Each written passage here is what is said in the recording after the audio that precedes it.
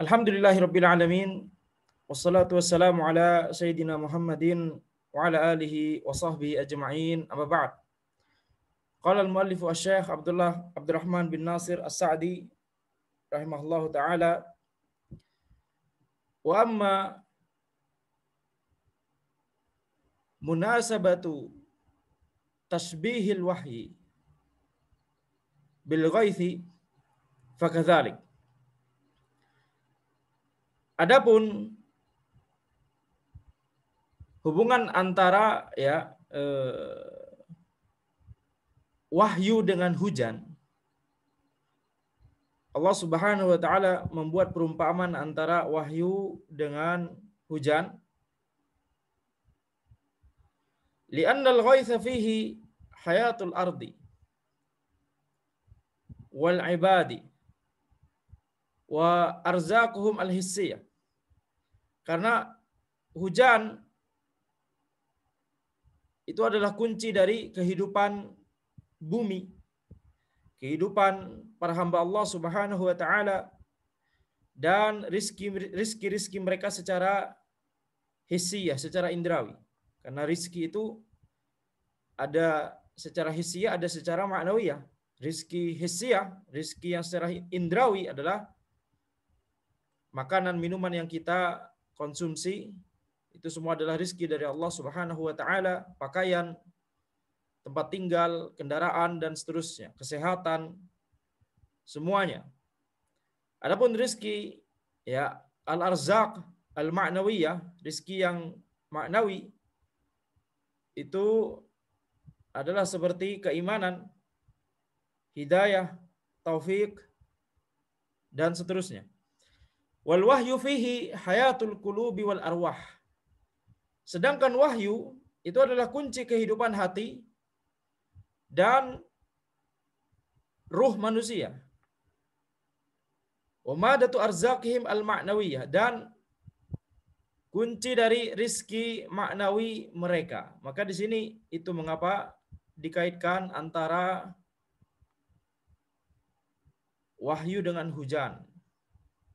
Sebagaimana hujan adalah kunci dari kehidupan kita di muka bumi ini, kunci dari rizki yang bersifat hissi, yang bersifat indrawi, maka demikian pula wahyu itu adalah kunci kehidupan hati kita.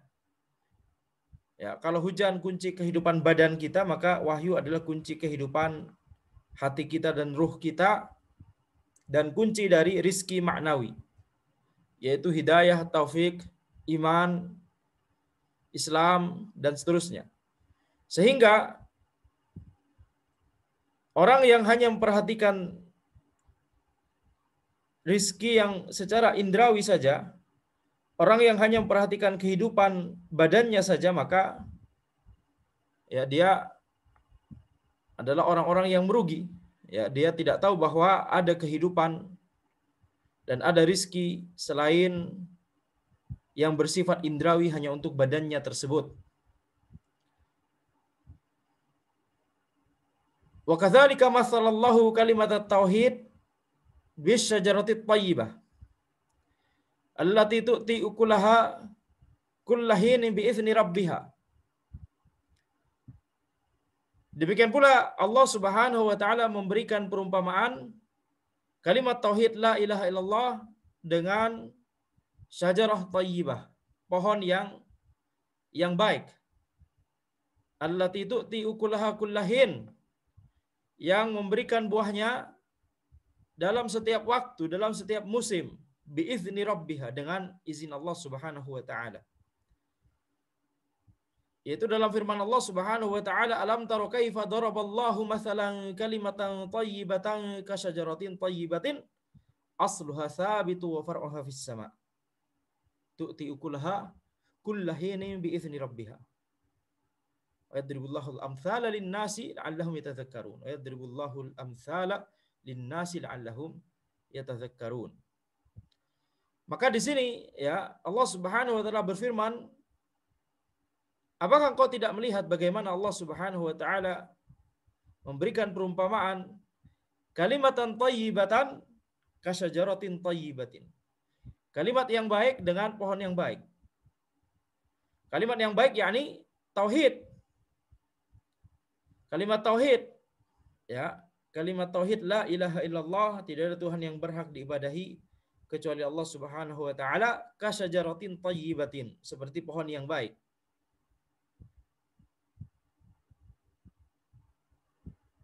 Asluha thabit wa far'uha fis sama.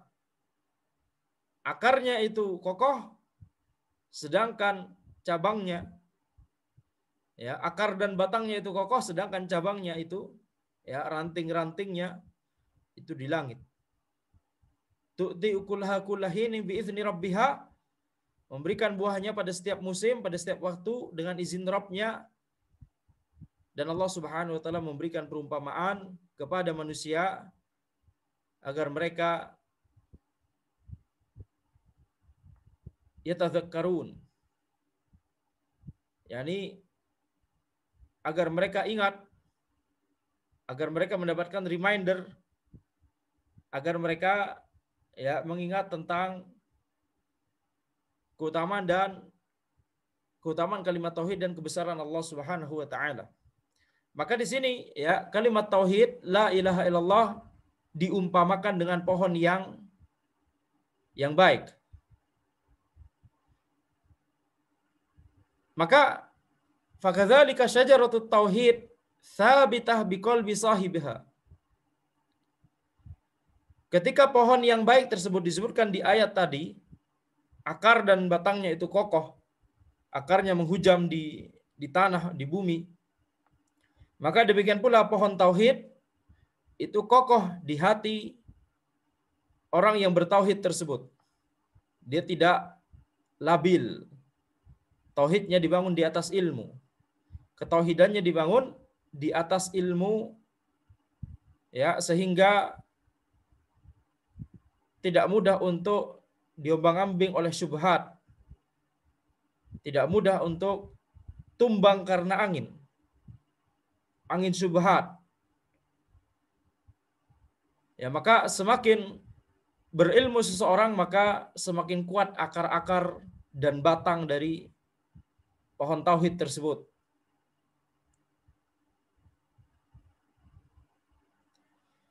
Maka thabitah biqalbi sahibiha ma'rifatan wa tasdiqan wa imanan wa iradatan limujibiha. Kokoh di hati orang yang bertauhid tersebut secara ilmu, secara tasdiq, dia sangat membenarkan ketauhidan Allah Subhanahu wa taala.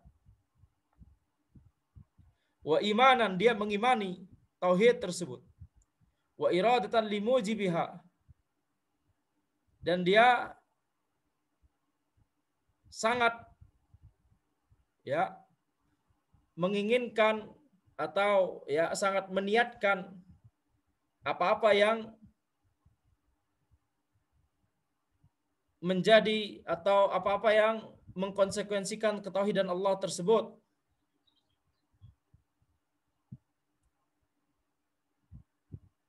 Ya, ini bisa dibaca mujib atau mujab, ya. Jadi dia sangat meyakini dan membenarkan dan mengimani hal-hal yang menjadi landasan dari ketauhidan Allah Subhanahu wa taala, ini Al-Qur'an dan As-Sunnah, dan juga kebesaran Allah Subhanahu wa taala, ya, dan juga semua dalil yang mengkonsekuensikan tauhid, baik dalil nakli ataupun dalil akli. Atau dia sangat mengimani dan meyakini dan menghendaki untuk melakukan apa yang menjadi konsekuensi dari tauhid. Ya, apa yang menjadi konsekuensi dari tauhid, yaitu amal soleh dan amalan-amalan kebaikan yang lainnya, baik itu ibadah mahdhah ataupun ghair mahdhah. Maka di sini, ya, semakin seseorang itu berilmu, maka semakin kokoh imannya, semakin kokoh landasan atau akar dan batang dari pohon tauhid tersebut. Wa tu'ti ukulaha wa huwa manafi'uha kulla waqtin. Dan pohon tauhid tersebut akan memberikan buahnya, yakni manfaatnya di setiap waktu. Minan niyatit thayyibah, berupa niat yang baik, wal akhlaqiz zakiyah, dan akhlak yang terpuji, wal a'malis salih, dan amalan saleh, wal hadi al mustaqim, dan petunjuk yang lurus. Maka ini buah dari ketauhidan itu banyak sekali, ya. Niat yang lurus hanya karena Allah Subhanahu wa taala. Dia tidak menginginkan, ya, pujian manusia, atau dia tidak menginginkan harta benda dan seterusnya. Dengan amalan ibadahnya dia menghendaki keridhaan Allah Subhanahu wa taala saja. Kemudian juga, ya, akhlak yang terpuji, amalan yang soleh, petunjuk yang lurus. Ini diantara buah dari tauhid. Maka ketauhidan itu sangat berhubungan dengan adab dan akhlak. Ketauhidan itu sangat berhubungan dengan amalan yang soleh. Ada orang yang mempelajari tauhid, maka harusnya adab dan akhlaknya menjadi baik, dan amalan solehnya menjadi lebih baik. Dan juga, ya, tauhid itu bisa memberikan kita keteguhan ketika musibah. Ketika musibah terjadi atau sesuatu yang tidak kita inginkan terjadi, maka tauhid akan membuat kita teguh melakukan apa-apa yang Allah ridhai, walaupun dalam kondisi yang kita sedang tertimpa musibah tersebut. Kita meyakini bahwa itu adalah yang terbaik dari Allah Subhanahu wa taala, dan di baliknya pasti ada hikmahnya. Wa naf'a sahibaha, atau di sini, ya, wa naf'i sahibiha wa intifa'in nasi bih. Ini termasuk buah dari tauhid, memberikan manfaat kepada orang yang bertauhid tersebut dan memberikan manfaat kepada manusia. Dengan seseorang bertauhid, maka dia akan membuat pribadi orang tersebut menjadi berubah, menjadi orang yang lebih baik, menjadi orang yang memiliki adab dan akhlak, menjadi orang yang memiliki karakteristik yang baik. Kalau sebelumnya pendusta, ketika dia benar-benar mentauhidkan Allah Subhanahu wa taala, dia menjadi orang yang jujur. Ketika sebelumnya tidak amanah, ketika sebelumnya, ya, memiliki kemunafikan, maka ketika dia bertauhid kepada Allah Subhanahu wa taala, maka dia menjadi orang yang jauh dari sifat-sifat buruk tersebut. Demikian pula manusia akan mengambil manfaat dari orang yang bertauhid. Dia tidak akan berbuat zalim, dia tidak akan berbuat curang, dia tidak akan berkata dusta, dia tidak akan mengadu domba, dia tidak akan korupsi, dan seterusnya. Ya, jadi, na'am, ada hubungan antara tauhid dengan dimudahkannya seseorang untuk menjauhi maksiat. Maka ketika seseorang bertauhid, apalagi ketika tauhid tersebut tersebar di penjuru negeri, orang-orangnya bertauhid, rakyatnya bertauhid, satu negeri bertauhid, menjadi Indonesia bertauhid, maka negeri tersebut akan diberkahi oleh Allah Subhanahu wa taala biiznillah. Mengapa? Orang yang bertauhid, dia tidak akan melakukan hal-hal yang selama ini orang-orang ya menganalisa itu penyebab hancurnya suatu negeri, korupsi, pembunuhan, kezaliman, ya, khamr, narkoba, zina, pembunuhan tadi disebutkannya, baik dengan segala macamnya. Maka di sini ini karena ketika itu tersebar, maka itu berarti tauhid belum tersebar di rakyat di negeri tersebut. Karena ketika seseorang itu benar-benar bertauhid, ketika rakyat itu benar-benar bertauhid, maka hal-hal tersebut ya biiznillah akan sangat susah untuk terjadi biiznillah.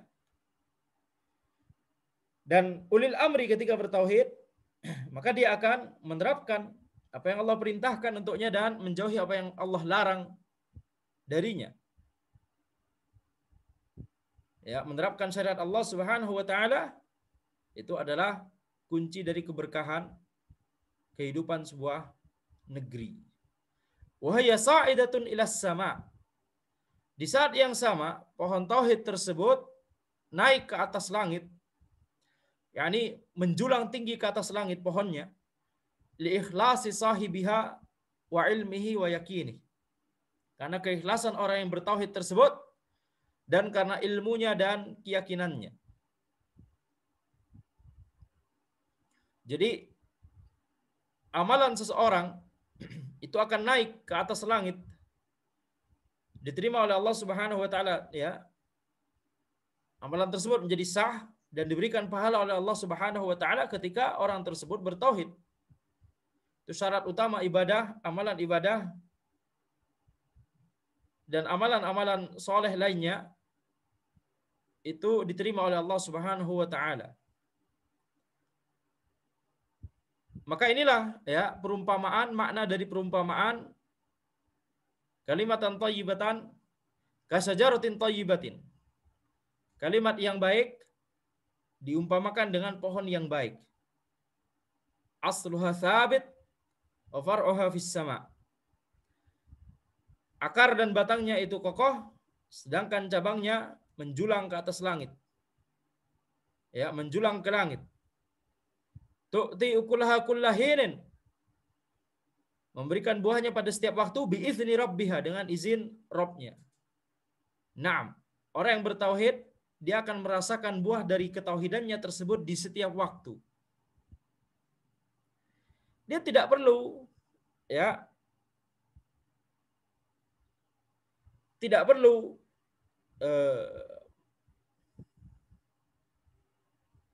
teori-teori motivasi yang ada di kalangan manusia. Dia cukup membuka Al-Quran, membaca hadis, menerapkan isinya. Itu adalah kalimat-kalimat yang sudah cukup bagi dia untuk menenangkan dan memotivasi hatinya. Ya. Maka itu yang kita sebutkan tadi, tauhid akan memberikan keteguhan pada seorang hamba. Keteguhan baik ada musibah ataupun ketika ada ya kebahagiaan. Berapa banyak orang yang diberikan kebahagiaan oleh Allah Subhanahu wa taala kemudian lalai. Kemudian terlena. Ya. Kemudian merayakannya dengan kemaksiatan dan seterusnya. Contoh gampang. Lulus SMA ngapain? Coret-coret baju. Kemudian muter-muter di jalan, hura-hura. Apalagi yang dekat dengan pub. Wah, astagfirullah. Kemudian ke pub ya, ngesisa dan seterusnya. Allah musta'an. Ini diberikan kebahagiaan kemudian dia labil, kemudian ya. Itu karena ketauhidannya tidak kokoh.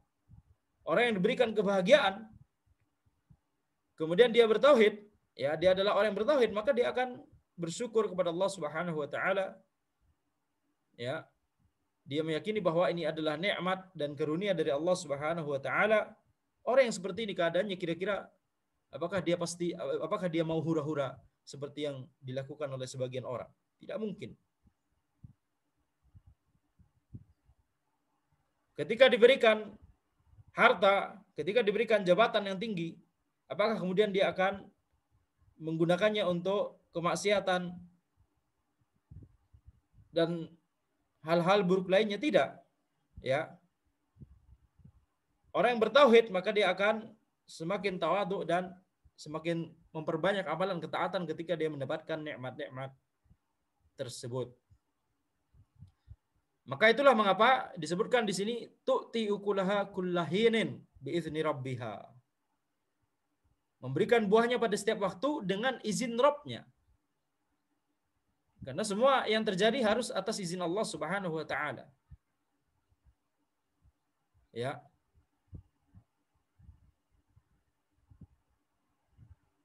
Adanya tambahan frase biizni rabbiha membuat kita bersyukur karena kita telah melakukan amalan ketaatan, ya, membuat kita bersyukur karena bertauhid, kemudian melakukan amalan ketaatan karena ketauhidan kita tersebut, dan juga bersyukur karena Allah mengizinkan kita untuk melakukan amalan ketaatan tersebut.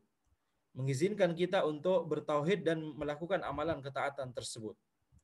Jadi setiap kita membaca frase biizni rabbiha dalam konteks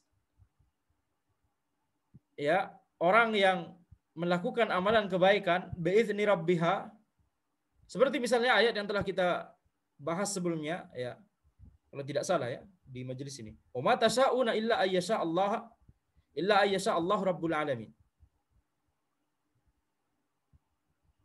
Wa ma tasyaun illa ayyasha Allah.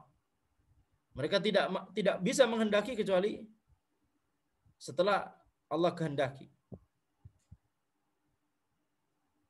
Maka ini menunjukkan ya seseorang yang mengambil jalan hidayah, meniti jalan hidayah, melakukan amalan ketaatan, dia bertauhid. Maka itu semua karena dia memilihnya, kemudian Allah mengizinkan dia untuk melakukannya. Maka ini setiap kita membaca ayat-ayat atau frase-frase seperti ini adalah mengingatkan kita untuk ya lebih bersyukur bahwa Allah Subhanahu wa taala menghendaki kebaikan untuk kita. Wa mathalallahu syirka wal musyrika bi anna man ittakhadha ma'allahi ilahan yata'azzazu bihi wa yas'umu minhu an-naf' wa daf'ad darar fi dha'fihi wa wahnihi kal ankabut ittakhadhat baitan wa huwa ahwanul buyut wa awhaha famasdadat bittikhadhi illa dha'fan ila dha'fiha. Allah Subhanahu wa taala memberikan perumpamaan tentang syirik dan orang yang berbuat kesyirikan, musyrik, seperti orang yang ya yakni orang tersebut musyrik mengambil ilah selain Allah Subhanahu wa taala, mencari izzah dari selain Allah tersebut, mencari ya kesuksesan dan kejayaan pada selain Allah, kemudian dia mengklaim bahwa selain Allah tersebut bisa memberikan manfaat dan menghilangkan madarat, mencegah madarat. Maka lemahnya perbuatan yang dilakukan ini, ya, lemahnya kesyirikan yang dilakukan oleh orang ini seperti lemahnya laba-laba yang membuat sarang, yang membuat rumah untuk dirinya. Wa huwa auhanul buyut, wa huwa auhanul buyut. Yani sarang laba-laba itu adalah rumah yang paling lemah. Ya, wa auhaha, yani paling lemah, paling rapuh. Famasdadat bittikhadhi illa dha'fan ila dha'fiha. Tidaklah seseorang itu bertambah kesyirikannya kecuali bertambah kelemahannya. Semakin dia lemah, semakin dia melakukan kesyirikan. Kadzalikal musyrik masdada bittikhadhihi waliyan wa nasiran min dunillah illa dha'fan. Demikian pula musyrik tidaklah dia bertambah kesyirikannya dengan mengambil wali atau penolong selain Allah Subhanahu wa taala, kecuali bertambah kelemahannya. Lianna qalbahu inqata'a anillah, karena hatinya itu terputus dari Allah Subhanahu wa taala. Maka itu mengapa? Ya, karena kesyirikan itu di sini disebutkan semakin memperlemah seseorang. Sebagaimana firman Allah Subhanahu wa taala, "Matsalul ladzina ittakhadhu min dunillahi awliya kamatsalil ankabut."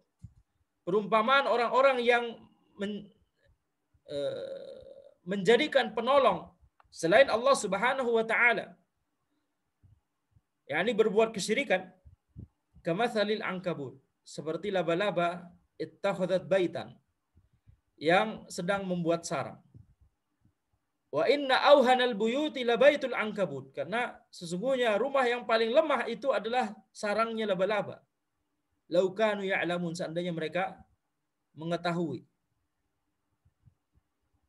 Maka di sini ya, tauhid kita sebutkan, tauhid memberikan keteguhan, sebaliknya kesyirikan memberikan kelemahan. Tauhid meneguhkan hati seseorang, sebaliknya kesyirikan melemahkan hati seseorang. Mengapa? Li'anna qalbahu inqata'a 'anillah, karena hatinya terputus dari Allah Subhanahu wa taala. Dia bisa bersandar kepada Allah, dia justru bersandar kepada dukun, kepada syekh yang dia ibadahi tersebut, wali yang dia ibadahi tersebut, kuburan yang dia sembah tersebut, berhala yang dia sembah tersebut. Padahal ya, telah kita sebutkan sebelumnya, Allah Subhanahu wa taala telah menafikan hubungan sebab akibat antara itu semua. Tidak ada hubungan sebab akibat antara berbuat syirik, meminta kepada selain Allah Subhanahu wa taala, dengan terpenuhinya apa yang kita minta tersebut. Gak ada hubungan sebab akibat antara ini, dua hal ini. Di saat yang sama, tidak ada sebab yang zahir, dan tidak ada sebab sama sekali, baik zahir ataupun khafi, ya. Tidak ada sebab sama sekali yang menghubungkan antara kesyirikannya tersebut dengan kebahagiaannya dan terpenuhinya hajatnya tersebut. Di saat yang sama dia justru menyandarkan hatinya pada hal yang dia ibadahi tersebut selain Allah tersebut. Padahal di saat yang sama dia bisa menyandarkan hatinya pada Allah Subhanahu wa taala. Ya. Yani tidak ada alasan mengapa dia kemudian mengarahkan tawakalnya hatinya kepada selain Allah Subhanahu wa taala. Mengapa dia kemudian bersandar, menyandarkan hatinya kepada selain Allah, sementara di saat yang sama dia bisa menyandarkan hatinya kepada Allah Subhanahu wa taala. Ya. Ini enggak ada alasan, enggak ada uzurnya. Apa uzurnya? Bukankah Allah Subhanahu wa taala yang mampu menjawab doa? Bukankah Allah Subhanahu wa taala yang maha besar, yang menguasai dan menetapkan seluruh perkara yang ada di alam semesta? Apa uzur kita, apa uzur mereka untuk kemudian mengarahkan tawakal hatinya tersebut kepada selain Allah Subhanahu wa taala? Tidak ada. Tidak ada uzurnya. Wa man inqata'a qalbuhu 'anillahi hallahu ad-dha'f min kulli wajhin. Barang siapa yang hatinya terputus dari Allah Subhanahu wa taala, maka kelemahan akan menimpa hatinya, kelemahan akan menimpa dirinya dari segala sisi. Wa ta'alluquhu bil makhluq zadahu wahnan ila wahnih. Ketergantungannya kepada makhluk, bersandarnya dia kepada makhluk, maka dia itu akan membuat ya menambah wahn pada dirinya, menambah lemah dirinya, menambah hina dirinya. Fa innahu ittakala alaihi wa dhanna minhu husulal manafi' fa khaba dhannuhu wa anqata 'amaluhu. Maka dia bersandar kepada selain Allah tersebut, bersandar kepada makhluk tersebut, dan dia berpikir bahwa dengan bersandarnya dia pada makhluk tersebut, dia akan mendapatkan manfaat. Maka sungguh salah apa yang dia sangkakan tersebut. Ya.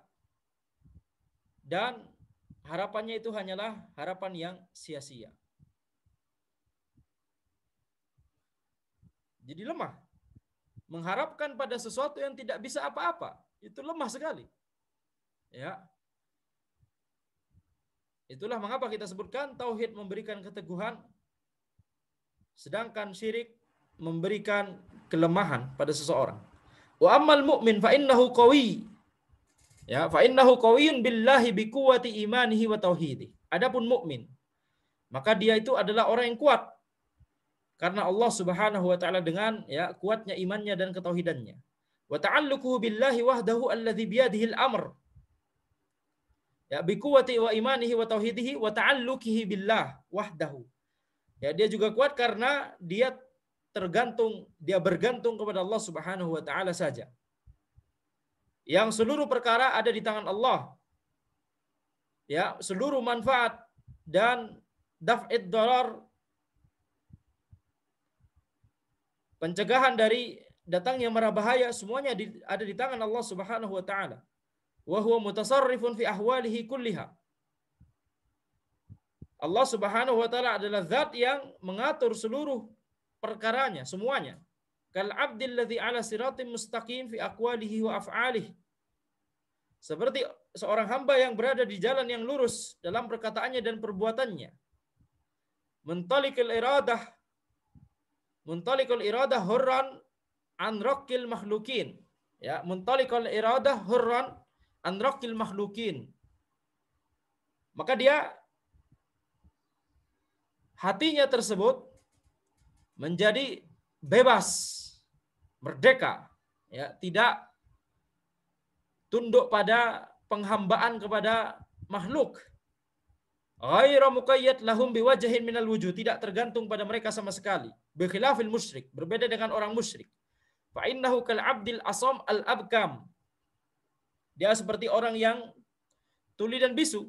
Alladhi huwa kallun ala maulah.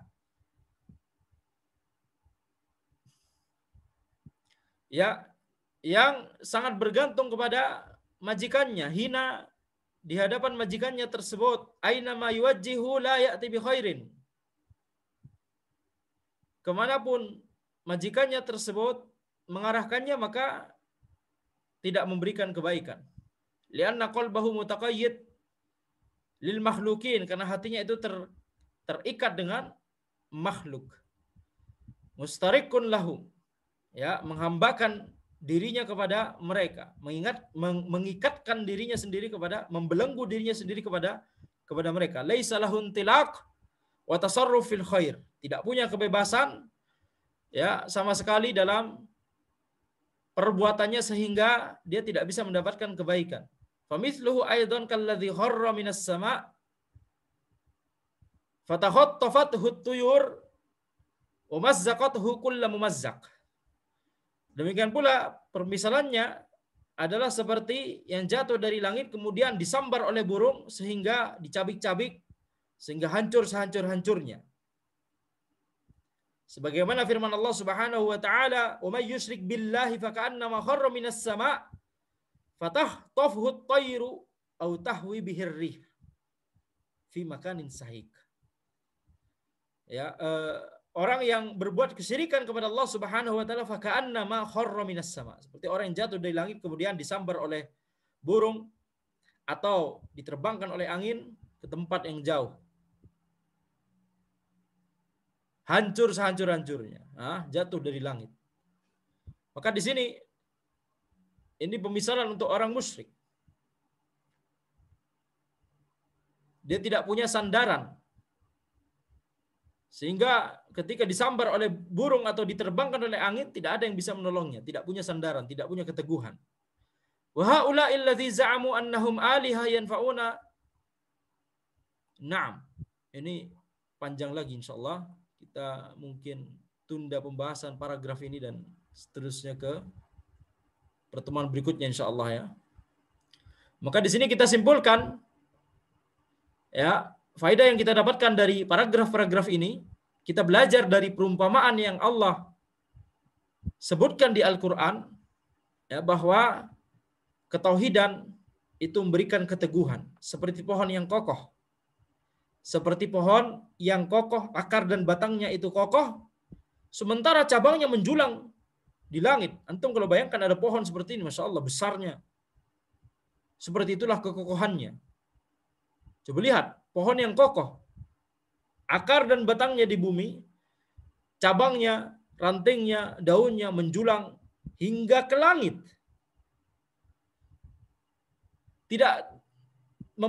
Tidak mengganggunya angin sama sekali. Burung-burung tidak mengganggunya. Adapun orang musyrik, bagaimana perumpamaan yang disebutkan oleh Allah Subhanahu wa taala, seperti orang yang jatuh dari langit. Disambar burung, diterbangkan angin, tidak punya pegangan, tidak punya keteguhan. Demikian pula ketauhidan seperti pohon yang kokoh berbeda dengan sarang laba-laba. Berbeda dengan sarang laba-laba yang sangat lemah. Bahkan tidak hanya terkena oleh tangan kita, terkena oleh binatang saja bisa jadi itu langsung hancur sarang tersebut.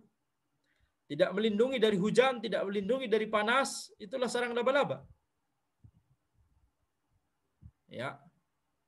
Maka inilah perumpamaan yang Allah sebutkan di Al-Qur'an tentang tauhid dan syirik. Allah membuat perumpamaan untuk hal yang sangat fundamental di dalam din, yaitu ketauhidan dan kesyirikan. Tujuannya adalah supaya kita semakin memahami apa itu ketauhidan, apa itu kesyirikan, keutamaan dari tauhid, bahaya dari kesyirikan. Tujuannya adalah supaya kita mudah untuk mentadabburi, mudah untuk merenungkan ya tentang ketauhidan dan kesyirikan tersebut, dan untuk ya memudahkan kita untuk mentadabburi Al-Qur'an. Maka ini diantara uslub Al-Qur'an, metode Al-Qur'an dalam mengajarkan, diantara metodenya adalah membuat perumpamaan.